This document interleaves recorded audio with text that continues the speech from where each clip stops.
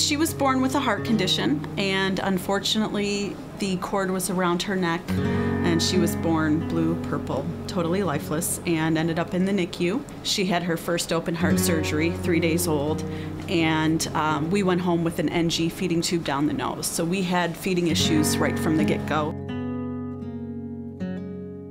Tommy is 4.5. He was born with Down syndrome. He had a heart defect that they were waiting to operate on. His lungs began to fill with fluid. He couldn't eat and breathe at the same time. So he developed a really strong food aversion. When you do the feeding tube down the nose into the stomach, we would have to swaddle her arms down. You know, I would hold the face.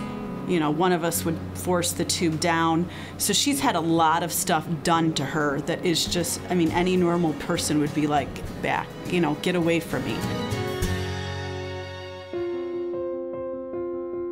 The feeding program serves children from birth to age 14 or 15 years old with a wide variety of problems, from children who have never eaten before, children who are sustained on feeding tubes and may eat just small amounts orally. Soup for Tommy. Here we go. Ready? Ice chair. Oh, yeah, there we go. Sometimes a child has a psychological or a developmental problem and they don't like the texture. Sometimes there are children that have had some issues with swallowing when they were younger, and then they later became afraid to swallow because it would hurt.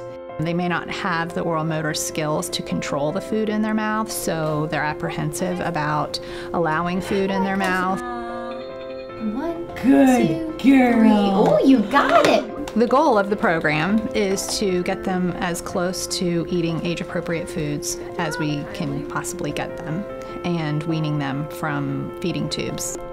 Here for your bite. Families are very discouraged and very stressed. It's hard to do things like have a family meal. It's hard to go to a restaurant. For older children, it's hard for them to eat lunch with their friends. It's hard for them to go to camp. So it really can interfere with all kinds of social things in our lives. Good job, Sydney. When they come here and they find out that there is such a program, I mean, it's almost like a resurrection you see in the people's lives, in their faces, that there is help. Good job. The collaborative approach is one of the most unique pieces of this program. The occupational therapist, the speech therapist, the nutritionist, the psychologist, and now a pediatric gastroenterologist will all become a team to put that child in the center and focus on the needs of that child and that family and help that child do better after the 6 or 7 weeks intensive feeding program. See you later, Tommy. Come back. We were astounded. After 2 weeks here, he was getting enough food orally that we did not have to use his G-tube. And he was also drinking from a straw. So we were really blown away by his progress. We believe that this is the healing and the miracles in our day and age in our ministry with this particular program.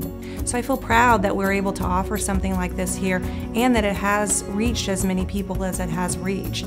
The feeding program definitely goes hand in hand with the Ascension Health mission. We serve the poor, we serve everyone, we don't turn anyone away, and I think we put the family, the children, our patients first. Just to imagine the day when I will actually give Faith like a jar and her eat more than just 3 or 4 bites, that will be very exciting.